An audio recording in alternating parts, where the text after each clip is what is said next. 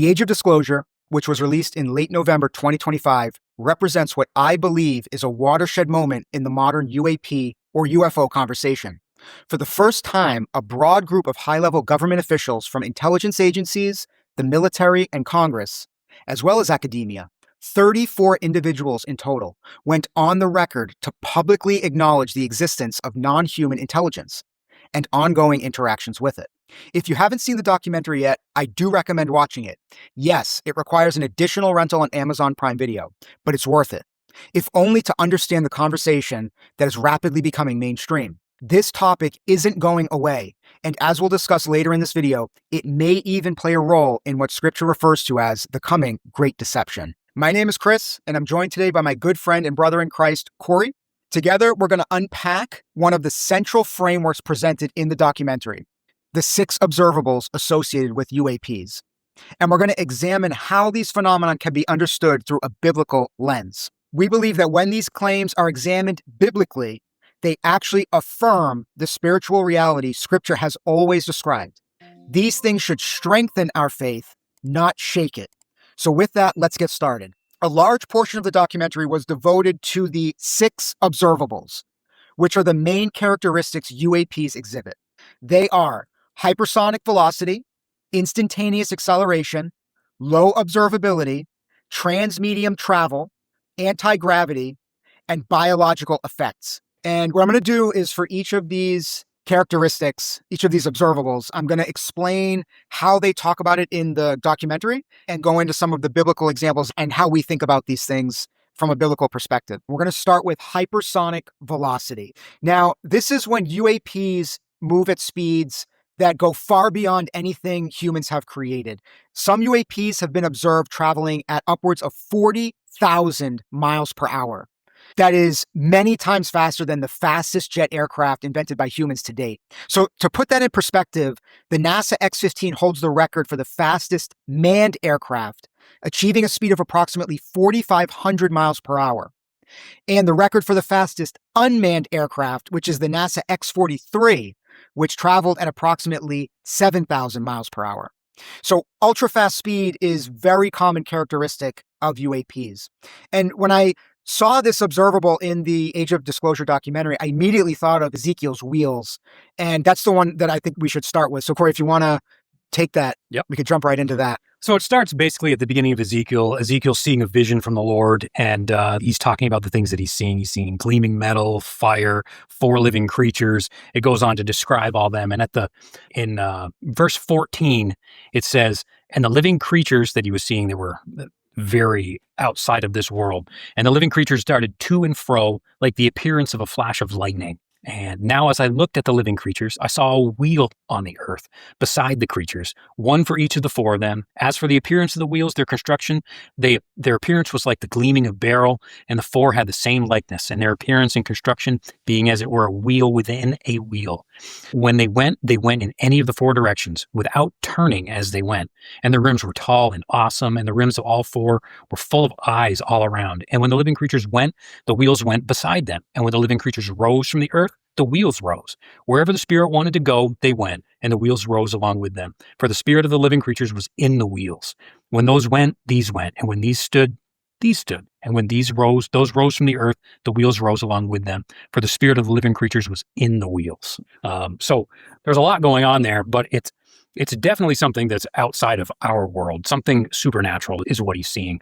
But, I mean, seeing something that would rise straight up and then move straight forward without turning left or right. It's almost like it's moving really fast one way, and it says that it's like the appearance of lightning, which would be like turning on a switch and turning it off. You're here and you're there. So it's that kind of fast movement that Ezekiel's seeing, which is just, it's a crazy thing to think about in a natural mindset. Like you just don't see those kinds of things.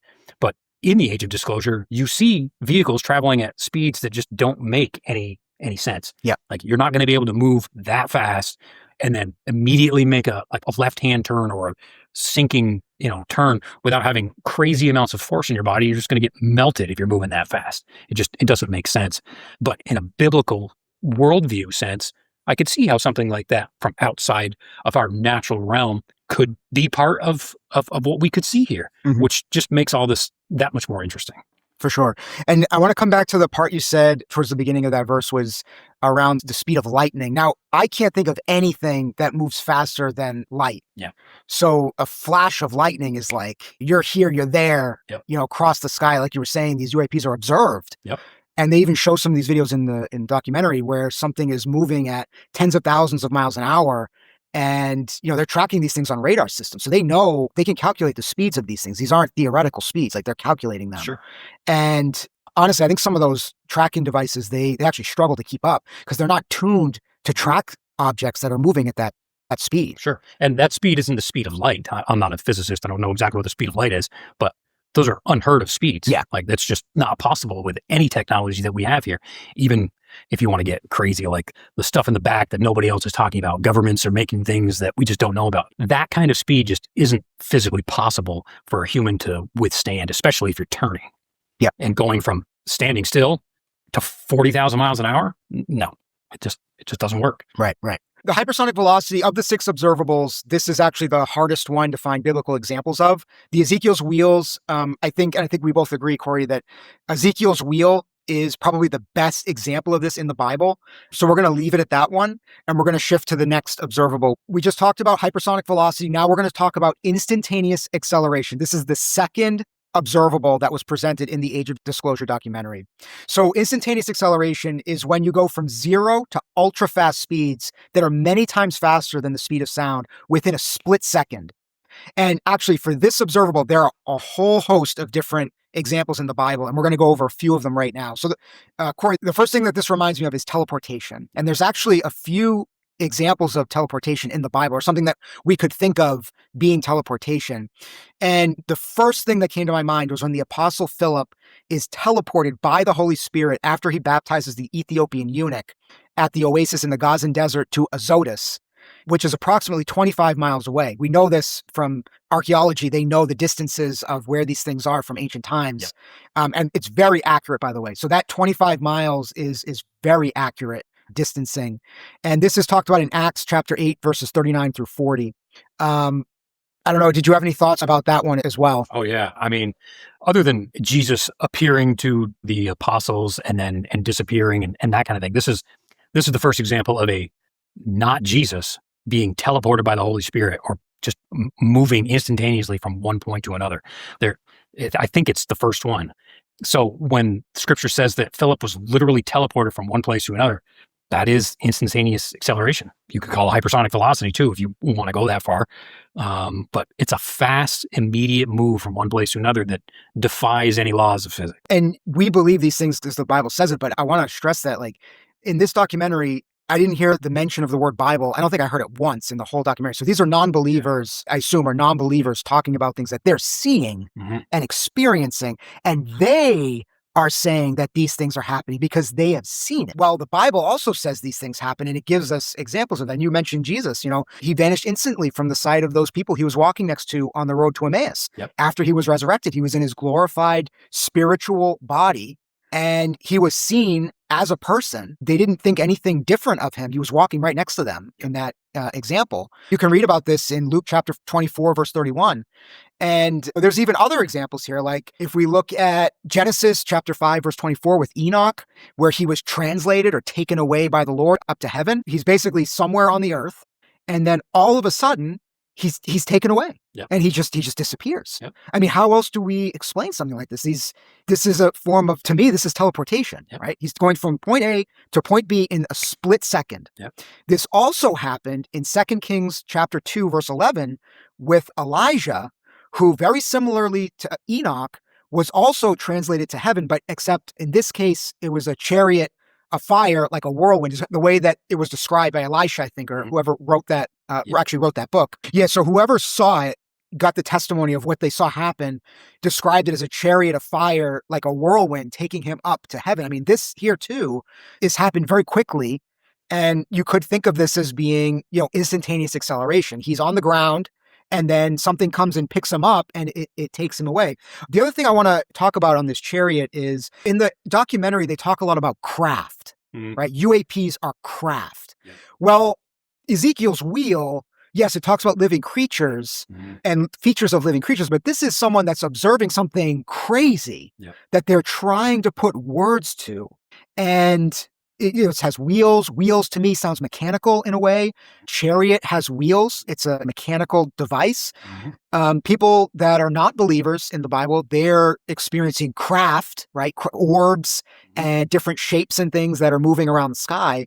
And to me, this is just an interpretation. They're seeing something crazy and they're putting it into words, but I think they're seeing similar things. Like these are things that go beyond our realm, our physical realm, the laws of science that we interact with and that Christians believe, by the way. Like we adhere to the laws of science. Like we firmly know, believe, and adhere to these things. Like Christians are not, they don't have belief systems that are outside of this. Most Christians do not have belief systems that fall outside of that. We very much believe in the system of science that God established and set up, this system of order that we live in.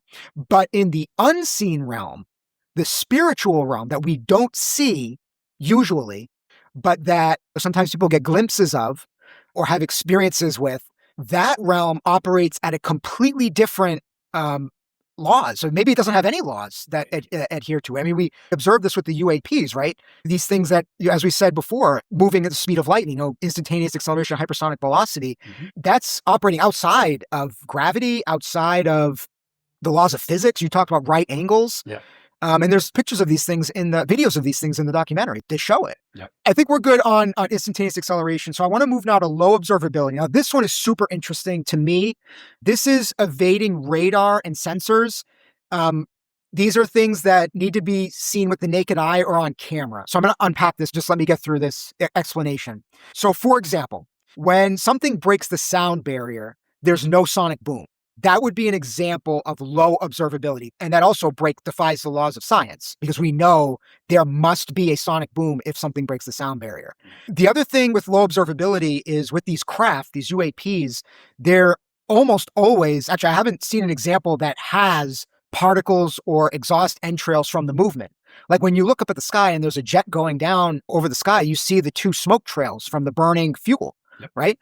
And that's an example of particulate and exhaust from an engine, right? But these UAPs, they don't have any of this, none of it. And this is an example of low observability. Like it can go across the sky and there's no visible heat pattern or entrails or anything from that movement from point A to point B. Another example of this is splash. When these UAPs are going from air to water, there's no splash.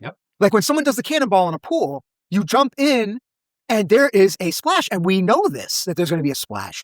How can it be that some craft, something is moving across the sky and can go in and out of water as it pleases or any other medium and makes no observable anything is generated from that? However, we have examples of this in the Bible, and there's quite a few. We're just going to go through a couple here. I want to talk about angels. And angels moving without sound, where they are undetectable. Now, this is, to me, an example of low observability. The two that I thought of, so first of all, there's angels all across the Bible. There's stories of angels in various parts of the Bible. So I'm going to talk about two examples. Number one is when the archangel Gabriel appears inside of the temple to speak with Zechariah. And this can be seen in book of Luke, chapter 1, verse 11. Where Zechariah is in a temple. I think he's praying, correct me if I'm wrong, but he's praying or doing something in the temple. And all of a sudden, completely undetectable, Gabriel appears right next to him.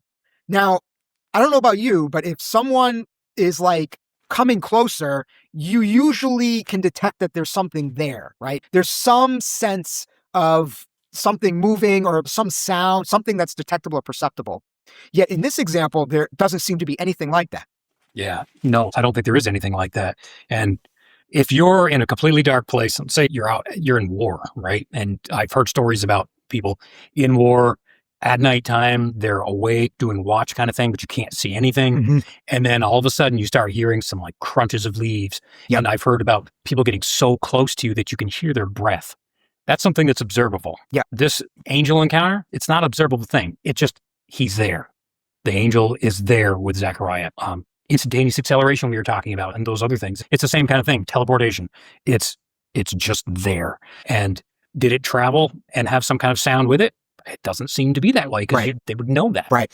And these UAPs are doing the same kind of thing. You don't go from not moving at all to breaking the sound barrier immediately at 40,000 miles an hour or whatever the number ends up being, and see no cloud of energy behind it, no sounds being made. It's just boom, moving that quickly. It reminds me of Ezekiel when it's talking about the spirit is in the wheels. And when those wheels move, it's the spirit that's moving them. It's something that we can't see and we don't know about here in the natural. God set up these laws the way that they are for a reason. But there's also another realm that we don't see, the spiritual realm. Like, that's the kind of stuff that they're describing, seeing.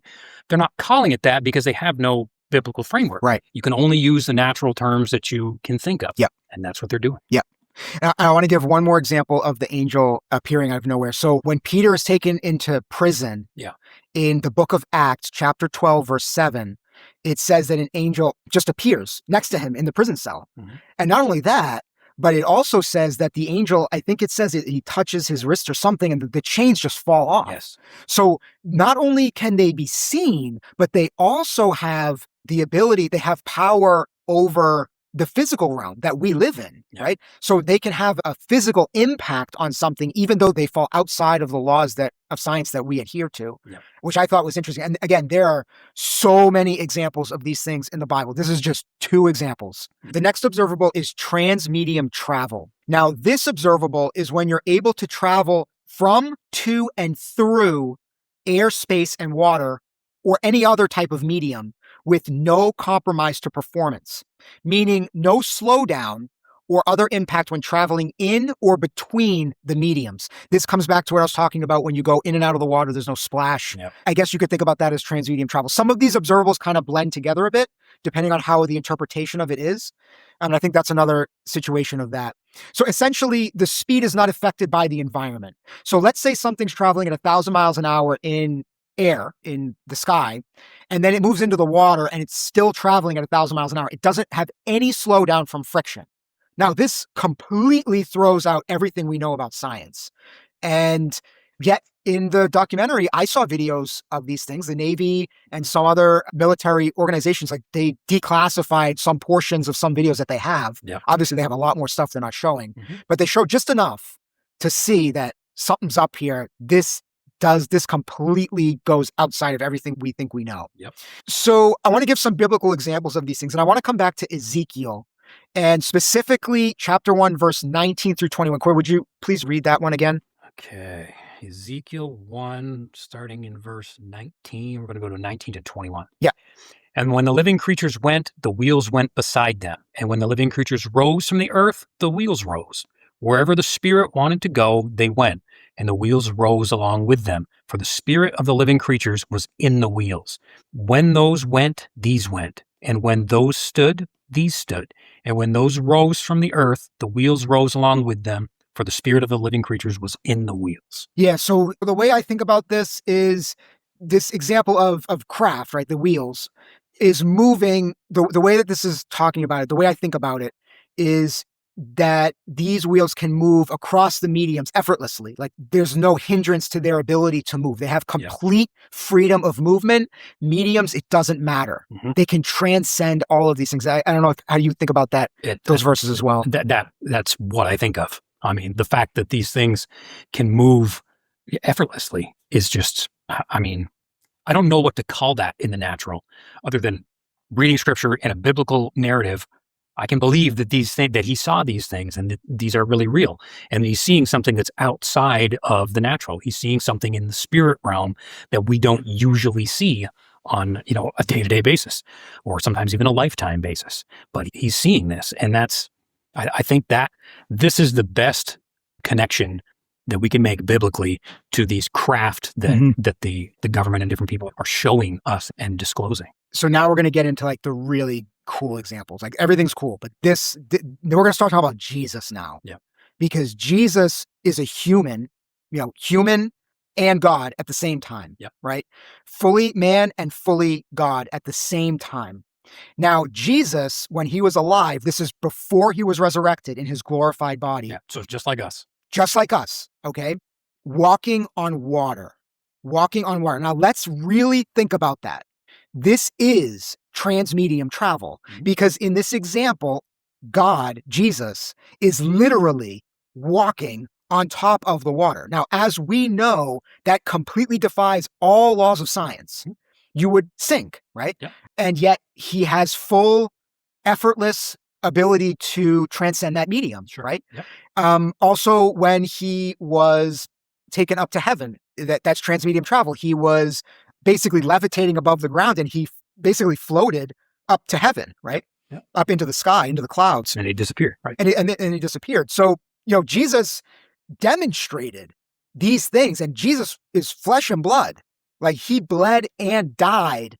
And this man actually was able to demonstrate some of these observables characteristics. Well, clearly, now we're talking about something that is much more down to earth, because now we're talking about like someone that's a person, but that is also able to have these characteristics, these abilities. Mm-hmm.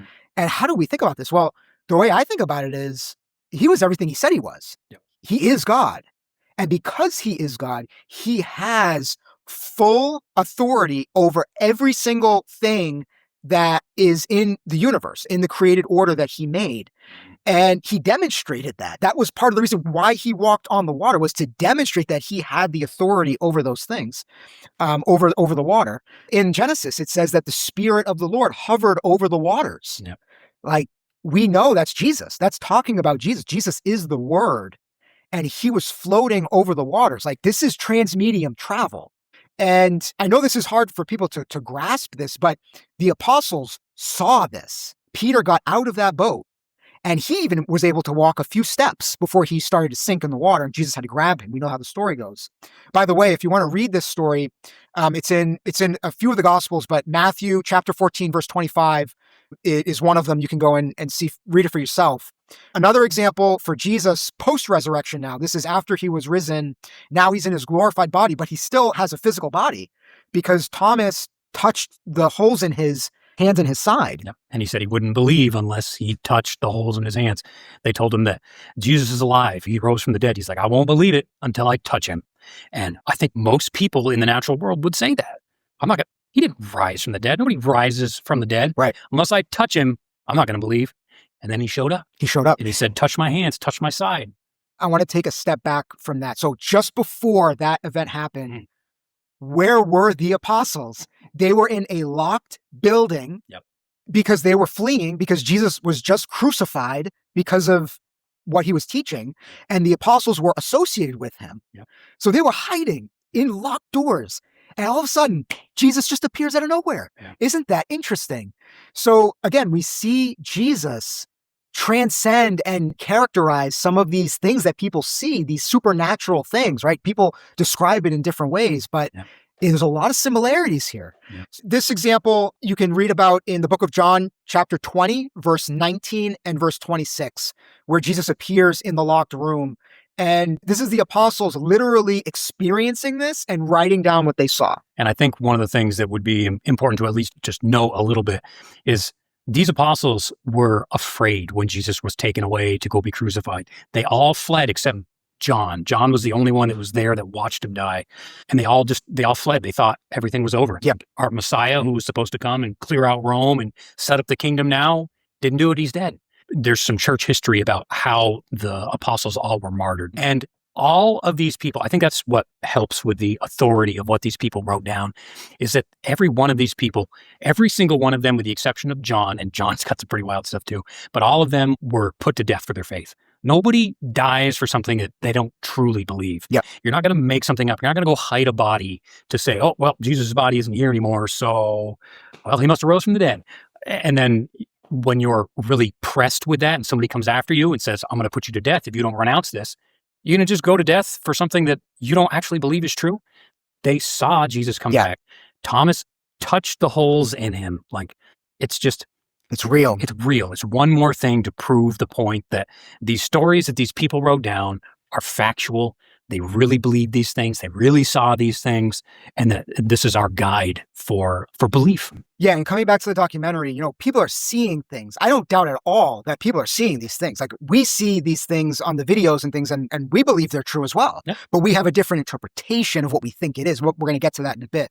Let's get to the next observable, which is anti-gravity. And we already talked a little bit about some of these examples, but first I want to characterize it. So, no obvious signs of propulsion. So these things that people are seeing in the UAP, UFO sightings are usually shapes, sometimes with non-aerodynamic edges, like squares and rectangles. And also, not all UAPs are orbs. They can be triangles, rectangles, all different types of shape. Usually they're shapes.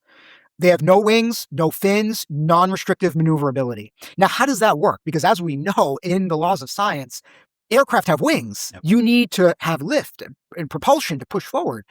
But yet all of these UAPs don't have any of those things. At least no observable sign of any of these things in any case. Yep. None. So I want to give some biblical examples of this now. So I want to come back to Ezekiel's wheels and how the wheels within the wheels are moving in any direction without turning. And there's no inertia. To me, that is an example of anti-gravity. I don't know how you think about that as well. I would agree with that. And the point that's coming to my mind is that Ezekiel says that they're moving because the spirit is in them, is giving them movement. So this spirit, I don't know how else you would say it, maybe a person or a mind or something, is in this structure, causing it to move one way, causing it to move another, and it can do it freely without turning, no inertia. It's almost like it's willing to be in one place, and it goes. Yeah. And so it's that spirit that's actually moving these things according to Scripture. Yeah. So to me, when I think about a giant triangle in the sky that's darting ahead and then making a drastic turn to go down into the water, per se, like I think one of the clips showed, that's, to me, I don't have anything else to call it except there's a spirit of some kind, a mind, a choosing, a will that's making something do that. Yeah. Non-human intelligence. Yeah. Non-human intelligence. So other examples from the Bible. So we talked before about Jesus' ascension into heaven, where he floated up from the ground to the sky. In Acts chapter 1, verse 9 through 11, you can read about that. So that would be an example of anti-gravity, right? Yep. And then also the angel of the Lord ascending into the flame of the burnt offering. This happened when Samson's parents watched that angel talk to them and then went up in the burnt offering that they made to that angel, which can be read in Judges chapter 13, verses 13 through 20. Again, angels, all kinds of stories of angels throughout the Bible.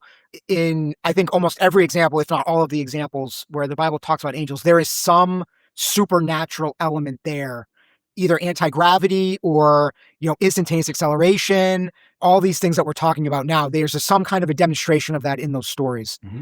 This would just be another example of that. So one more thing is, when we were talking before about Ezekiel, the chariot, Elijah, that took Elijah up to heaven, it didn't say that chariot had wings, which I found was very interesting. So it has a chariot. When I think of a chariot, it has wheels that are pulling it forward. Well, there's no wings, so how is it flying, right? When I think of these shapes that people are seeing, or the Ezekiel wheels, there's no wings on the wheel. I think it says there are wings in some of the explanations, but it says that some of the beings have wings. Okay. But the specific wheels themselves, those didn't have wings. Those I don't think had wings. They talk about cherubim, I believe, having wings and some other things. There's a whole lot. If you want to get weird, you can read Ezekiel. There's a lot going on in there that you might just be like, I'm not sure what's happening right now. Yeah. I've never heard this before. So this brings us to the sixth and final observable, which is biological effects. So in the documentary, they said that in some cases, these people who have come into contact with UAPs and non-human biologics that are associated with them, they would have medical problems. Yeah. It could be radiation burns or internal scarring. Those are the two examples they provided in the documentary. They didn't go into specifics, which I thought they should have given a little bit more on that. But the other thing that they didn't talk about is the psychological effects of the encounters with these UAPs and non-human biologics, such as overwhelming fear, and maybe how that has a biological impact on people, from having those experiences. There's a whole bunch of examples through the Bible that talk about biological effects. We're going to give some examples here and just have an open dialogue about it. So, Corey, you want to lead us off there? Sure, yeah. One of the first ones, it's in Exodus 34, 29 through 35. It's about Moses' face glowing after being in the presence of God. So he spends time up on Mount Sinai with God, And when he gets done that time, like 40 days he spends up there. And then when he comes back down, the people of Israel see his face glowing. That is a biological effect of some kind. It's not a negative one necessarily, but it's bright. Like that doesn't happen. That doesn't happen unless you have some kind of encounter with something that isn't from the natural world. Like there's some actual biological effect that would take place on Moses or us if we were in the actual presence and saw the face of God. So that's a really good example of it. The next one is in 2 Kings chapter 19, verse 35. It's the destroyer angel. That's a spirit of some kind that came and actually killed 185,000 Assyrian soldiers like in one night. That's a spirit being entering our realm and being in the presence of people and having a job, if you want to call it that, to kill these people. And 185,000 people in like an instant, basically. I mean, that's, nuclear bomb level kind of thing. Like it's just, that's a biological effect of an encounter. There's more here too. We've got Acts 9 verses 3-9. When Paul was struck blind for several days by the intense light after he saw Jesus on his walk on the road to Damascus. Same sort of thing as Moses seeing God, right? So this time he sees Jesus, who's God. He sees him as just this immensely bright light, and he falls down on his face. He can't look because it's so bright. He's having an interaction with, well, in this case, it was a spirit man. It's a combination of the two, but it's an outside of our realm thing where the light is so bright that he can't stand it. And when it's gone, he can't see. He's blinded. He has to go back into the town. And he has to ask for this person. He's told what to do. And then eventually regains his sight. I mean, that's a biological effect. You can't be in the presence of that particular spirit without having your eyes blinded or your face glowing, or in the case of the destroyer angel, just dying. Jesus' healings. He demonstrates supernatural dominion and sovereignty over the physical world to effect change in the physical world. The woman with the issue of blood, all she has to do is have faith to reach out. I know that if I just touch the hem of his garment, I'll be healed. She reaches out and touches him, and Jesus says that he stops walking and feels power going out of him. And he says, "Who touched me?" There's an aspect of a biological change that took place for this woman.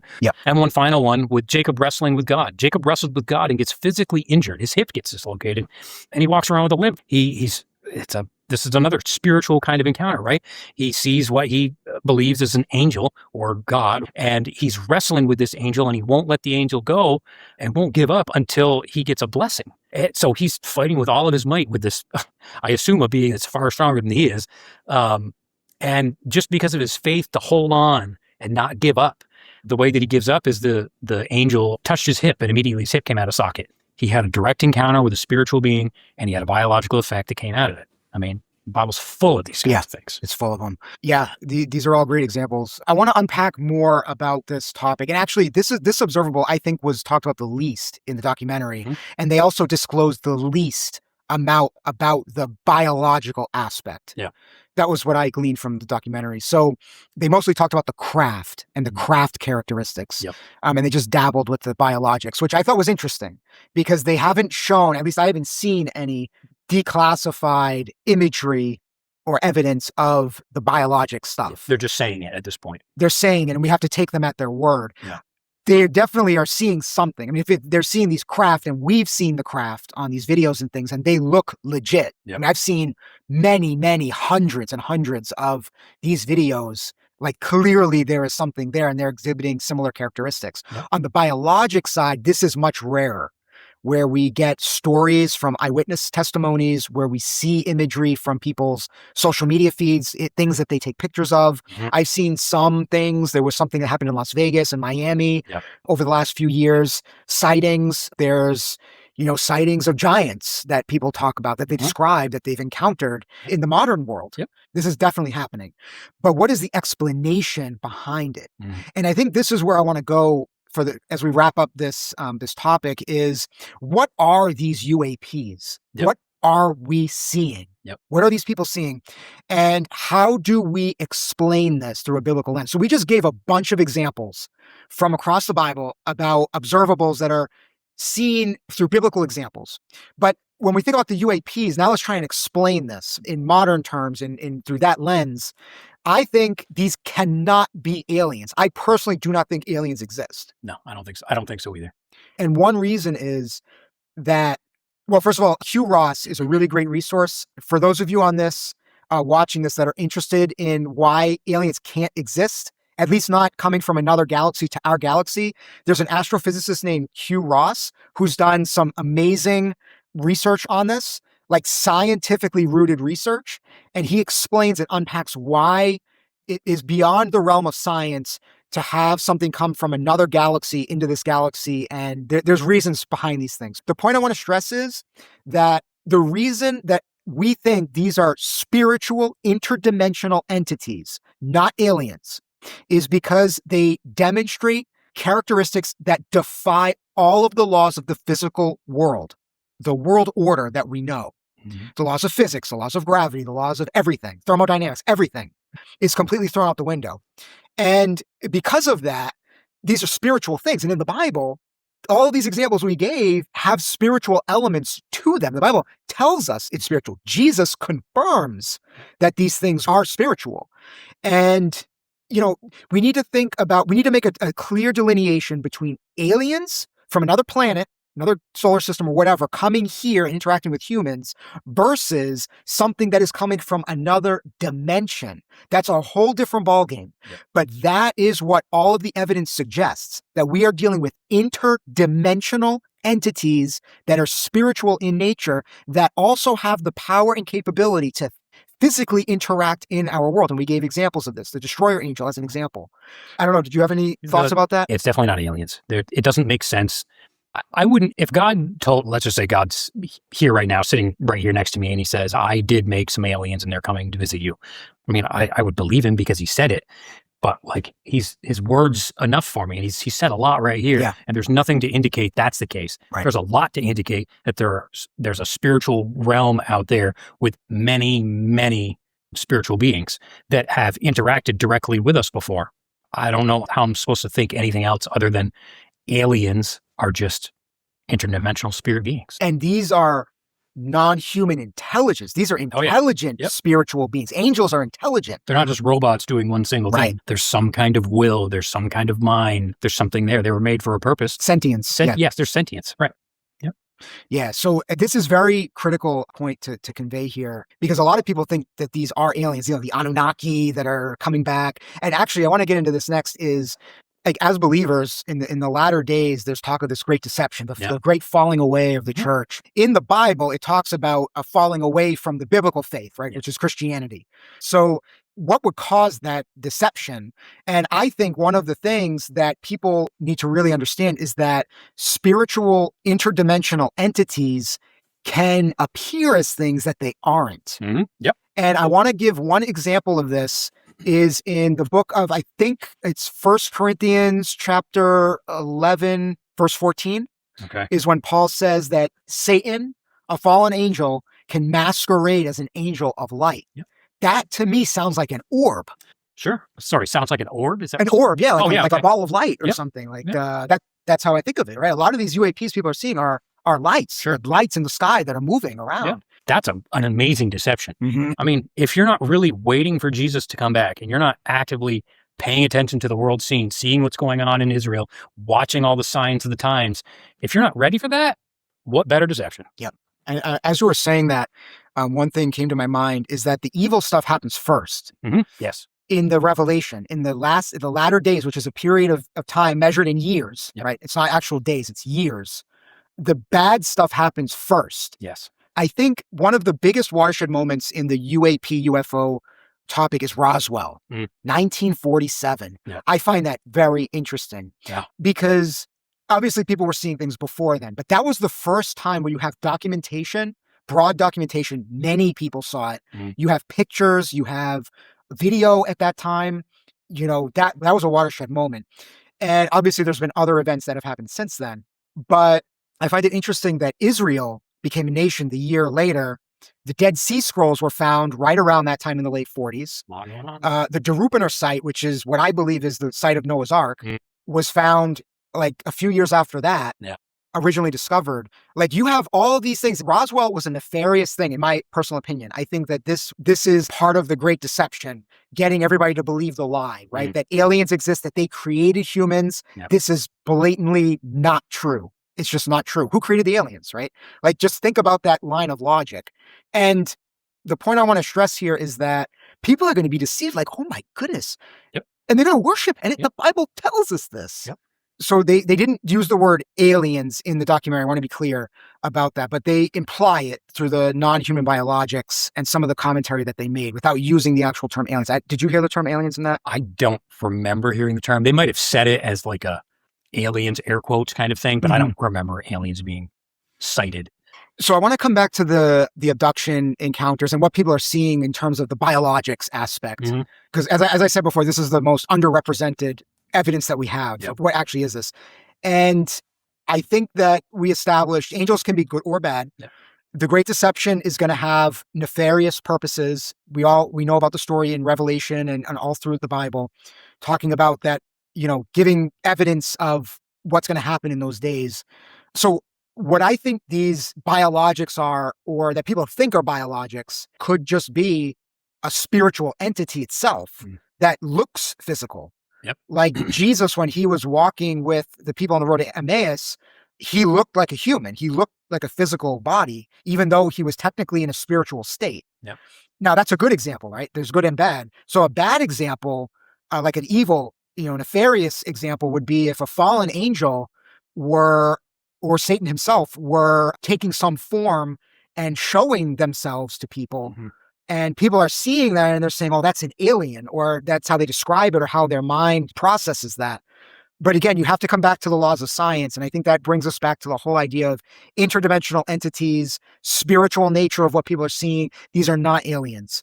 So I think we've established that. I do want to ask the audience here what they think. And if you haven't already, please like and subscribe to the channel. It really helps us to get the word out and to have more of these types of discussions.